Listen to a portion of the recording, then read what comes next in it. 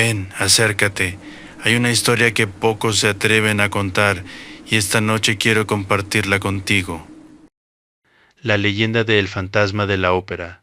¿Te atreverías a cruzar solo el vestíbulo del Palais Garnier cuando las lámparas se apagan y el eco de los aplausos aún vibra en la cúpula? París, finales del siglo XIX. La avenida de la ópera brilla con carruajes que avanzan entre faroles de gas. El aire huele a carbón húmedo y perfume caro.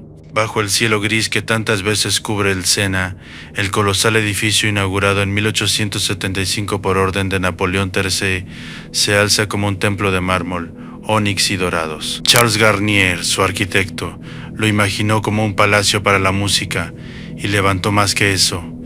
Erigió un laberinto. Cruza conmigo la escalinata monumental. Escucha el roce de los vestidos de seda bajando los peldaños. Siente el crujido de los guantes al estrechar manos. El gran foyer resplandece con espejos que duplican los candelabros. El techo pintado refleja dioses y ninfas que parecen inclinarse para oír el murmullo del público. Y el terciopelo rojo de las butacas absorbe susurros. Y, en lo alto, suspendida como un sol artificial, la gran araña de cristal que en 1896 se desplomó sobre la platea durante una función, dejando una víctima mortal y una cicatriz en la memoria del teatro. ¿Casualidad? ¿Advertencia? Detrás de esa magnificencia, el edificio descansa sobre un terreno traicionero. Al excavar sus cimientos, los obreros toparon con filtraciones de agua. El nivel freático obligó a crear depósitos subterráneos para estabilizar la estructura. Un lago oculto, oscuro como tinta, duerme bajo la sala principal. Imagínalo, un espejo inmóvil donde el reflejo no es el cielo, sino las bóvedas húmedas y las columnas sumergidas. En el palco número 5 siempre hay un asiento que nadie ocupa o que nadie admite ocupar. Los empleados del teatro, tramoyistas, utileros, bailarinas del cuerpo de ballet que ensayan hasta que los pies sangran, hablan en voz baja de un huésped invisible que exige respeto, un salario y un palco reservado, una obediencia absoluta. Lo llaman el fantasma. Pero antes del susurro vino el hombre, Eric, un hombre que no aparece en los programas impresos, que no figura en los carteles pegados en los muros de la Rue Scribe. Un genio capaz de diseñar trampillas invisibles, de modificar la acústica de una sala con apenas unos paneles ocultos. Un compositor cuya música no se parece a la de Gounod ni a la de Massenet, sino a algo más antiguo, más áspero, más íntimo. Un arquitecto que conoce cada pasadizo como si lo hubiera parido, y sin embargo cuando camina por los corredores subterráneos, lo hace cubriendo su rostro con una máscara blanca, lisa, inmutable. Porque debajo, dicen, no hay simetría, no hay piel tersa, no hay rasgos que la sociedad esté dispuesta a contemplar sin apartar la mirada. ¿Te preguntas cómo llegó hasta allí? ¿Qué lo llevó a reclamar la ópera como su reino privado? Escucha, ¿oyes ese leve acorde como si un órgano respirara bajo tierra? La historia comienza mucho antes de que Christine Daae pronunciara su primera nota en el escenario, mucho antes de que el vizconde Raúl de Chagny regresara a París con el corazón dispuesto a amar. Comienza en la oscuridad. Desciende conmigo. Deja atrás el brillo del mármol y el murmullo elegante del boulevard. Baja por las escaleras de servicio, donde el perfume se disuelve y lo sustituye el olor metálico de las poleas, la madera húmeda y el polvo de carbón. ¿Sientes cómo cambia el aire? El Palais Garnier no es solo un teatro, es una ciudad vertical. Sobre el escenario, telones pintados con palacios venecianos y templos egipcios. Bajo él, un entramado de vigas, contrapesos y corredores tan estrechos que dos hombres no pueden cruzarse sin rozarse. En 1874, mientras las obras aún avanzaban, los obreros hablaban de filtraciones constantes. El agua brotaba como si la tierra rechazara la ambición humana. Garnier decidió contenerla en una cisterna permanente, un depósito oscuro que estabilizara los cimientos. Allí abajo el silencio no es total, gotea, late, se expande.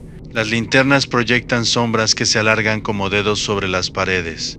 Imagina a un joven tramoyista en 1880, cargando un rollo de telón, jurando haber oído una voz cantar sin cuerpo visible. No una melodía cualquiera. Un ejercicio perfecto, afinado, ejecutado con una técnica que haría enrojecer a cualquier profesor del Conservatorio de París. Es el ángel de la música. Susurró después una bailarina sueca de cabello dorado y mirada frágil. Christine Daae, hija de un violinista itinerante, criada entre camerinos y pensiones modestas. Tenía una voz clara, casi infantil, pero con un centro ardiente que prometía incendiar la sala. Su padre le habló, antes de morir, de un ángel que vendría a enseñarle a cantar. Y cuando años más tarde comenzó a escuchar instrucciones en la penumbra de su camerino, correcciones precisas sobre la respiración, el apoyo diafragmático, la colocación del sonido en el paladar, no dudó. ¿Tú habrías dudado? Eric no se presentó como hombre sino como promesa. No mostró su rostro, mostró conocimiento. Dominaba la armonía como un matemático domina ecuaciones. Conocía la arquitectura del teatro mejor que sus propios directores. Se movía entre los muros como si fueran pliegues de su ropa. Dicen que en los sótanos construyó una estancia iluminada por candelabros reflejados en el agua inmóvil. Una barca negra atada a un pilar. Un órgano cuyos tubos exhalaban notas que parecían surgir del fondo del lago. No era un escondite improvisado. Era un santuario, un reino privado donde la música no necesitaba aplausos. Pero la superficie no tarda en reclamar lo que se oculta. En 1896, cuando la gran araña cayó sobre la platea durante una representación, el teatro entero tembló. Un contrapeso defectuoso, dijeron los periódicos, un accidente mecánico. Sin embargo, entre bastidores, alguien dejó una nota firmada con una caligrafía firme. El fantasma exigía respeto. Exigía que Christine fuera elegida para el papel principal. ¿Coincidencia? ¿Advertencia ejecutada con precisión arquitectónica? Los directores, hombres de negocios más que de arte, se rieron primero, hasta que empezaron las desgracias. Un tramoyista hallado sin vida, una cuerda cortada en el momento exacto, un susurro en el palco 5 cuando nadie parecía estar sentado allí. Escucha, ¿percibes el leve chapoteo? No es el agua movida por el viento. Allí abajo no hay viento. Es una barca que avanza. ¿Te atreverías a sostener la mirada de alguien que ha vivido toda su vida evitando espejos? La barca se desliza sobre el lago subterráneo. No hay luna allí abajo, solo la luz temblorosa de los candelabros que duplican su brillo en el agua inmóvil. El eco convierte cada gota en un latido, y al final del recorrido, tras una bóveda baja cubierta de salitre, aparece la estancia que no figura en ningún plan oficial. Eric no nació monstruo, nació niño, pero desde su primer aliento, su rostro fue una sentencia. Pómulos hundidos, piel tensada sobre hueso como si la carne se negara a quedarse, nariz apenas insinuada, labios retraídos que dejaban ver dientes demasiado presentes. No era una deformidad leve, era un desafío brutal a la mirada ajena. En ferias ambulantes del siglo XIX, esas exposiciones humanas que recorrían Europa, los empresarios pagaban por rarezas.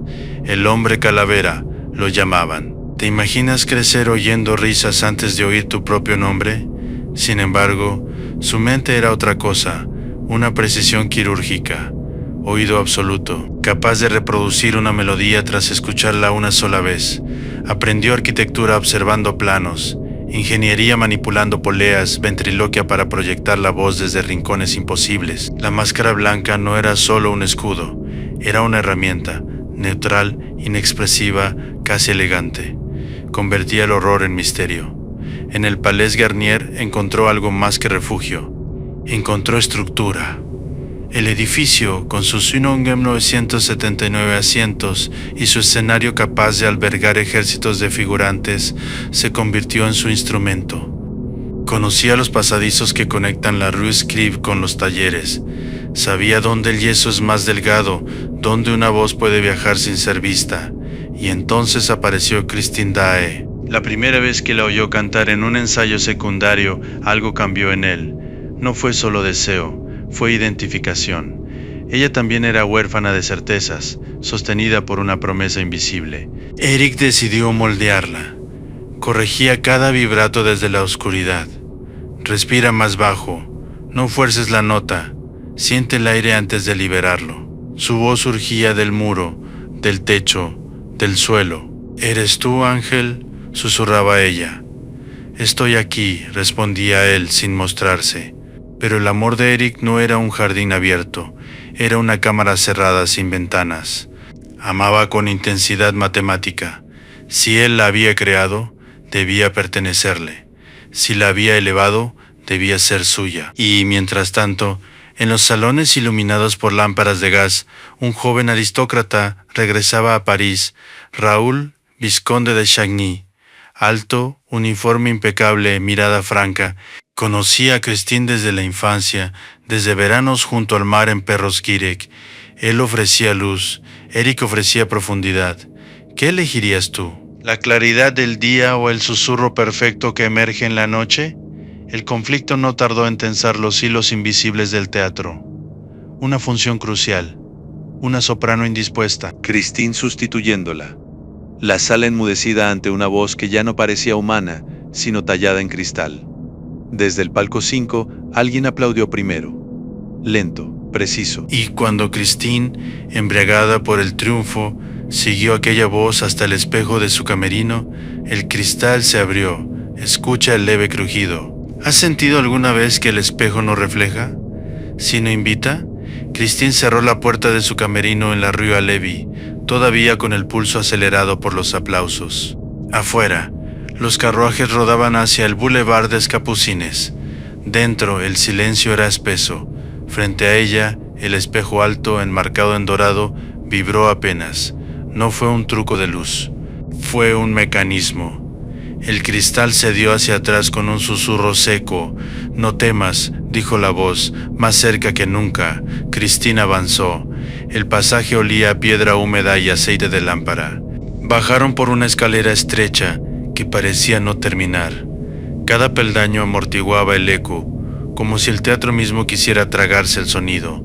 ¿Te das cuenta? Arriba, la ópera celebra tragedias fingidas. Abajo, la tragedia respira. Cuando la barca tocó el muelle improvisado, Eric la ayudó a descender. Sus manos eran largas, firmes, cuidadas, no temblaban. La máscara blanca, lisa, ocultaba cualquier gesto. Vestía de negro absoluto, como si absorbiera la luz. El lago subterráneo reflejaba los candelabros como estrellas atrapadas. La estancia estaba decorada con tapices oscuros, partituras encuadernadas en cuero y un órgano monumental, cuyos tubos ascendían como una catedral metálica. Allí, el sonido no viajaba, envolvía. «Este es mi mundo», dijo Eric. «Aquí la música no obedece a directores mediocres». Christine escuchaba, fascinada y asustada. Él tocó una melodía inédita, compleja, con modulaciones que desafiaban la tradición romántica francesa. No era Gounod, no era Bizet. Era algo que parecía surgir del fondo del agua. ¿Puedes imaginar lo que sintió? Gratitud, asombro y una punzada de inquietud, porque en un descuido, mientras él se inclinaba sobre el teclado, Christine vio algo bajo la máscara, una sombra irregular. Un perfil que no correspondía al mármol perfecto que la máscara insinuaba, y entonces, en un impulso humano, demasiado humano, extendió la mano. La máscara cayó. No hubo grito inmediato, primero un silencio brutal. El rostro de Eric, expuesto bajo la luz temblorosa, no era una exageración grotesca, era la crudeza de la asimetría absoluta, y un lado hundido, el otro tenso. Ojos brillantes, intensos, heridos. Él retrocedió como si lo hubieran quemado. «¡No mires!», rugió, y el eco convirtió su voz en un trueno subterráneo. ¿Fue rabia? Sí, pero también vergüenza antigua, acumulada desde ferias polvorientas y risas crueles. Christine cayó de rodillas, no por horror, sino por comprensión tardía. Eric recogió la máscara con manos rígidas. Cuando volvió a cubrirse, su voz ya no temblaba, Ahora sabes por qué pertenezco a la sombra. Arriba, en el escenario, los ensayos continuaban. Nadie sospechaba que, bajo sus pies, el destino de la soprano más prometedora de la temporada se decidía entre amor y encierro. Y mientras la barca volvía a moverse sobre el agua negra, una decisión comenzó a formarse en la mente de Eric. Una decisión que, en la próxima página, arrastrará a Raúl hacia la oscuridad que nunca imaginó pisar. ¿Hasta dónde llegarías por alguien a quien amas si supieras que otro la retiene bajo tierra? Raúl, vizconde de Chagny, no era un soñador ingenuo. Oficial de marina, educado entre mapas y disciplina, regresó a París con la certeza de que Christine no era solo una voz en ascenso, sino el recuerdo más luminoso de su infancia en las costas de Bretaña. Cuando la vio triunfar en el escenario del Palais Garnier, comprendió que la niña de trenzas rubias se había transformado en una mujer cuya presencia llenaba el teatro. Pero también notó algo más. Durante los saludos finales, Christine no miraba al público. Miraba al palco número 5, vacío para todos, reservado para uno. Los nuevos directores del teatro, hombres prácticos que habían sustituido a la antigua administración, comenzaron a recibir cartas. Papel grueso, tinta negra, caligrafía impecable. Exigencias claras, el palco debía permanecer libre. Christine debía interpretar el papel principal en la próxima producción. Y una suma mensual debía entregarse sin preguntas. ¿Una broma? Un chantaje elaborado. Raúl no creía en fantasmas, creía en hombres, y todo hombre deja huellas. Siguió a Christine una noche después del ensayo. La vio entrar en su camerino, cerrar la puerta y desaparecer. No metafóricamente, desaparecer. El espejo no devolvía su reflejo, solo un marco vacío. ¿Te imaginas el golpe seco del corazón contra las costillas? Raúl empujó el cristal, buscó mecanismos, presionó molduras. Nada, el pasaje se había cerrado como si nunca hubiera existido. Sin embargo, desde algún punto indeterminado, llegó un sonido, no un grito, un acorde prolongado, profundo, ejecutado en órgano. No era música alegre, era posesión convertida en sonido. Mientras tanto, abajo Eric hablaba con Christine como un hombre que expone un contrato inevitable. Arriba te aplauden hoy, mañana te olvidarán. Aquí abajo eres eterna. Christine escuchaba, pero el recuerdo de la luz del escenario seguía latiendo en su pecho, y el rostro descubierto de Eric, con su mezcla de genio y herida, no la abandonaba. Sentía compasión, sentía miedo, y en algún rincón, un afecto extraño que no sabía nombrar. Eric percibía la duda, y la duda para él era traición. ¿Aún piensas en él?, preguntó sin mencionar a Raúl. El silencio de Christine fue respuesta suficiente. Arriba, los rumores crecían. Un tramoyista encontrado ahorcado entre bastidores, cuerdas manipuladas, puertas que se cerraban solas. En un edificio donde cada polea sostiene toneladas de escenografía, un error mínimo puede ser mortal. Y Eric dominaba cada engranaje. Raúl decidió descender sin permiso.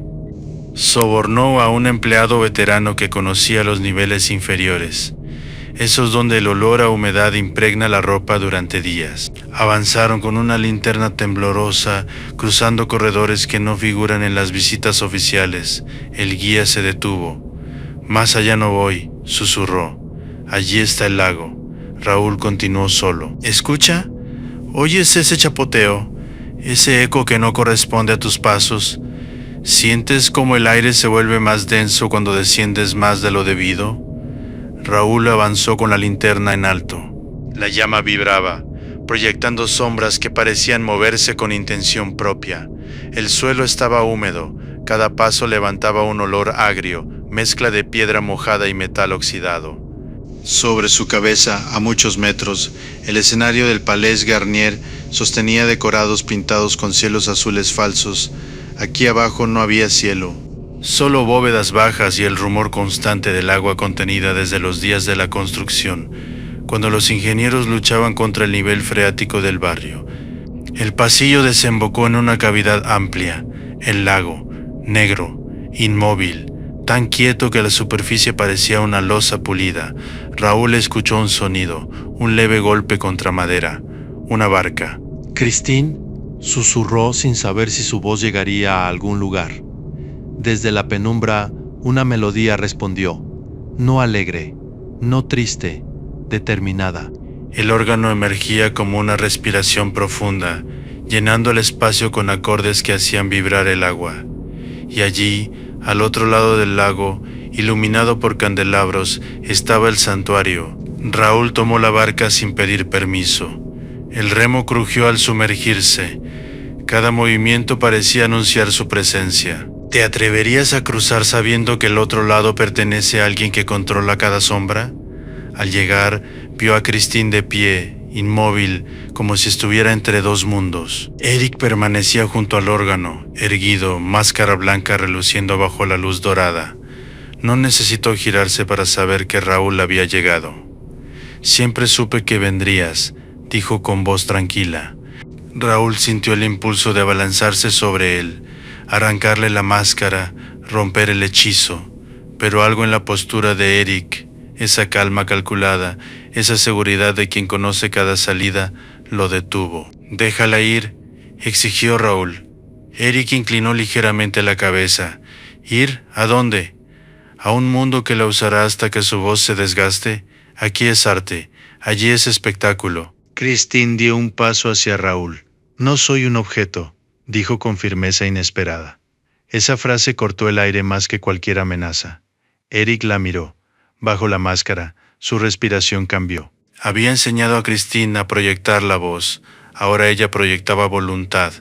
Pero el fantasma no cede terreno sin imponer condiciones. Desde un rincón, reveló un mecanismo oculto, un lazo preparado, una puerta que podía cerrarse sobre sí misma, un sistema de contrapesos capaz de sepultar el santuario en segundos. Arquitectura convertida en arma.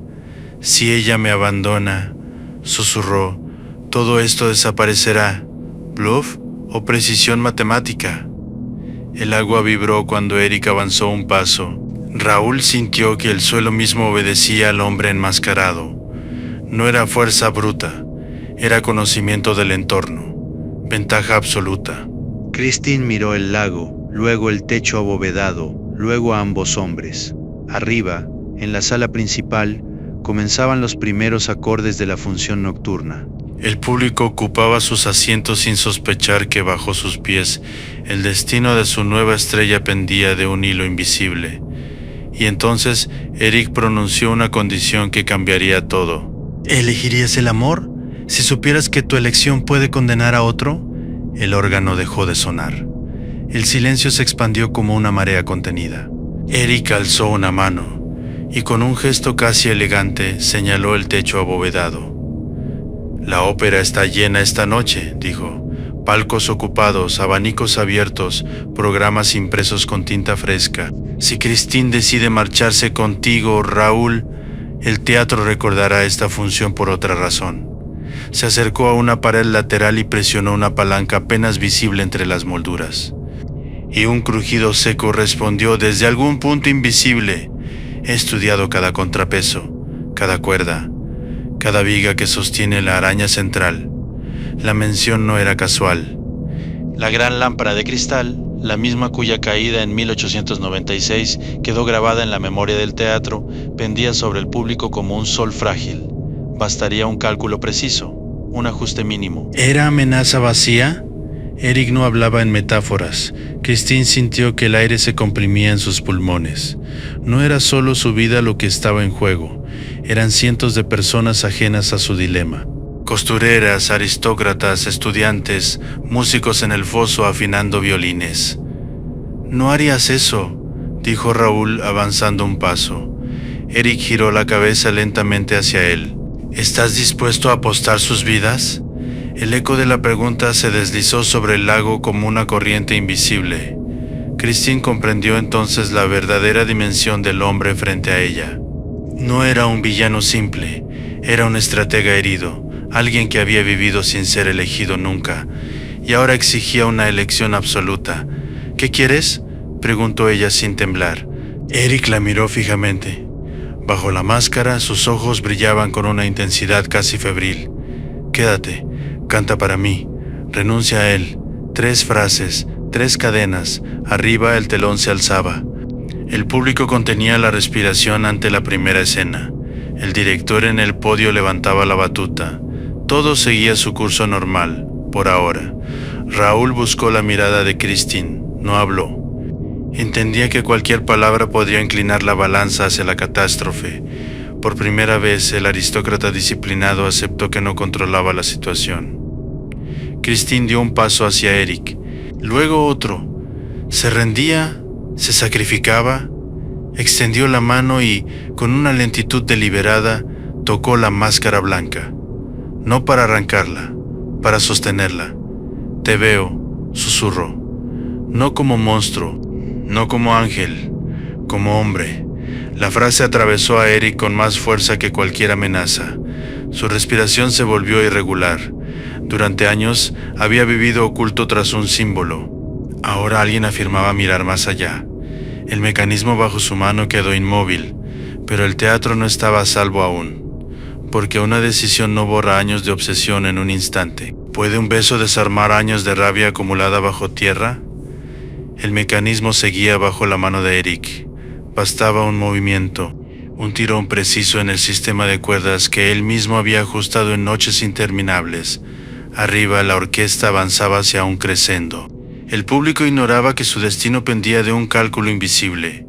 Christine no retiró la mano de la máscara.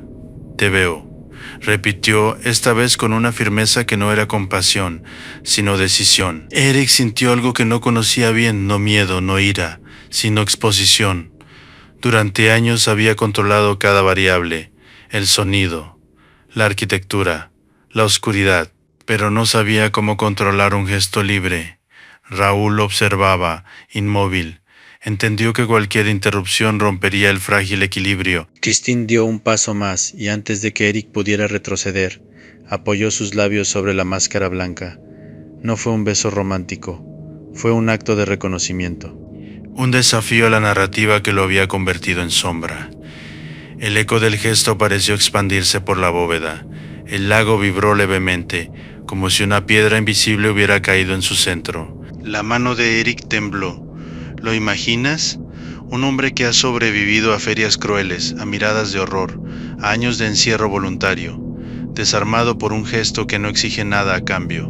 ¿Por qué?, preguntó él, y en su voz ya no había amenaza. Porque no quiero que destruyas lo único que amas, respondió ella. Y tú amas la música más que a mí. Esa frase fue la grieta definitiva. Eric soltó la palanca. Arriba. El acto continuó sin interrupciones. La araña permaneció suspendida. El público aplaudió una escena especialmente intensa sin saber que el peligro había rozado sus cabezas como una sombra pasajera. En el santuario, el silencio cambió de textura.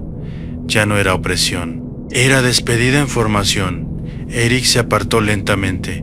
«Vete», dijo sin dramatismo, antes de que cambie de idea. Raúl no necesitó oírlo 2 veces. Se acercó a Christine, pero ella dudó un segundo. Miró el órgano, miró el lago, miró la figura negra que, por primera vez, parecía más pequeña que el espacio que lo rodeaba. «Prométeme que no volverás a herir a nadie», pidió. Eric no respondió de inmediato. Caminó hacia el órgano y apoyó las manos sobre las teclas, pero no tocó. Finalmente habló sin girarse.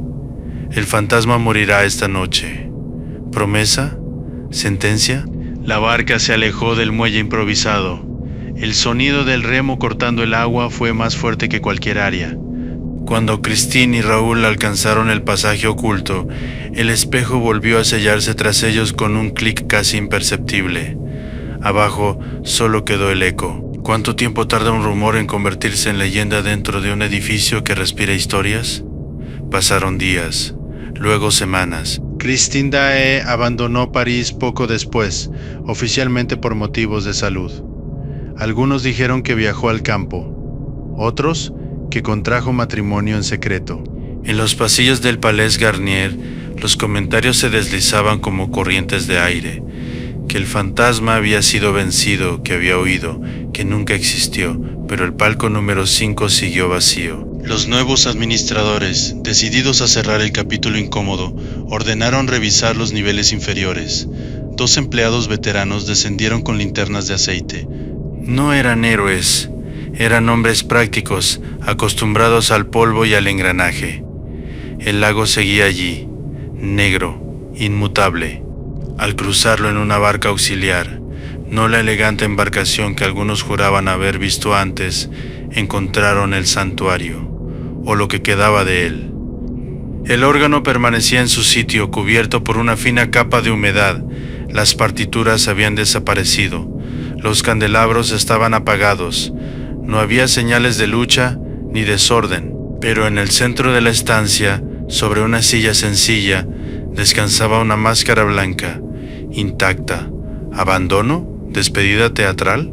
Uno de los empleados, más joven, se atrevió a explorar un corredor lateral que no figuraba en los planos archivados desde la inauguración de 1875. Avanzó unos metros y regresó pálido.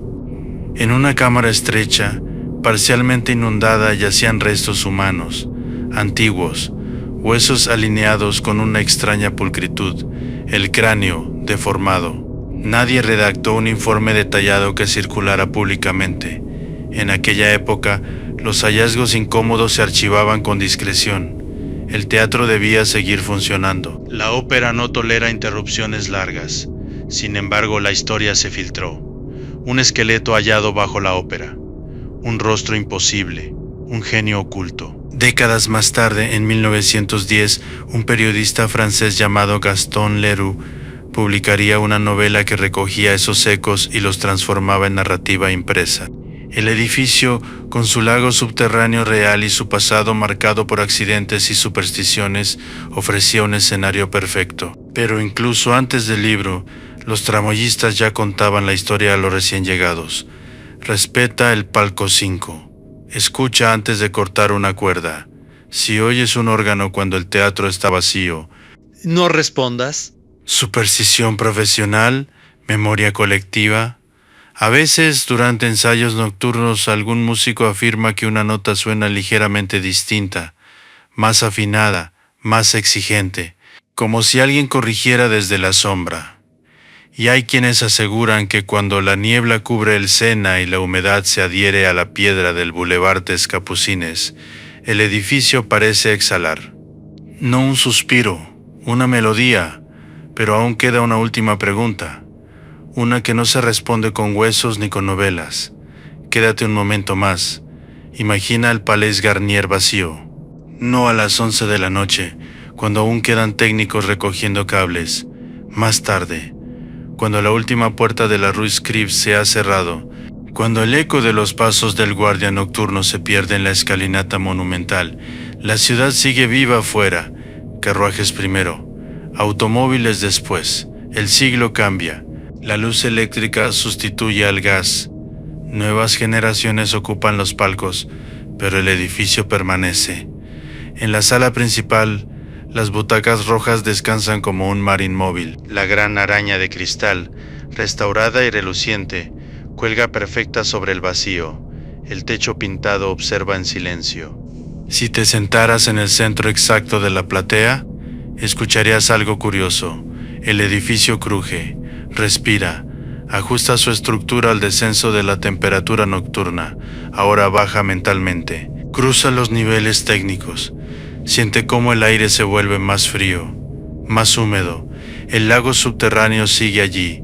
Forma parte del diseño original, necesario para equilibrar la presión del terreno. No es mito, es ingeniería convertida en sombra. El agua no refleja aplausos, refleja oscuridad. ¿Escuchas? No me refiero a un gran acorde, no a una melodía reconocible. Hablo de algo más sutil. Una vibración apenas perceptible, como si un tubo lejano resonara por simpatía cuando el viento golpea una rendija en la superficie. Algunos vigilantes nocturnos han confesado, sin buscar fama, sin firmar declaraciones, que en ciertas madrugadas perciben una nota sostenida. No proviene del escenario, no proviene del exterior. Parece surgir desde abajo, como si alguien probara la acústica de un mundo sin público. ¿Sugestión? ¿Memoria acústica de un edificio diseñado para amplificar cualquier susurro? El palco número 5 todavía figura en los programas. Se vende, se ocupa. Y sin embargo, hay espectadores que aseguran sentir una presencia cuando se sientan allí. No una mano fría, no una figura visible. Una sensación de ser evaluados, como si la música debiera alcanzar un estándar más alto. Eric, el hombre que convirtió la arquitectura en refugio y arma, habría entendido esa idea mejor que nadie. Para él, la ópera no era entretenimiento, era templo, y los templos guardan ecos incluso cuando los fieles se marchan. Tal vez murió en esa cámara estrecha bajo el nivel del agua. Tal vez su esqueleto fue uno más entre los cimientos. O tal vez el fantasma no es un cuerpo, sino una exigencia, la de no conformarse con una nota mediocre, con una emoción tibia, con un arte sin riesgo. Déjame preguntarte algo antes de irnos. Si mañana visitaras el Palais Garnier y en medio de un ensayo vacío, escucharas que una voz invisible corrige suavemente a la soprano, ¿mirarías hacia el techo, hacia el palco o hacia el suelo?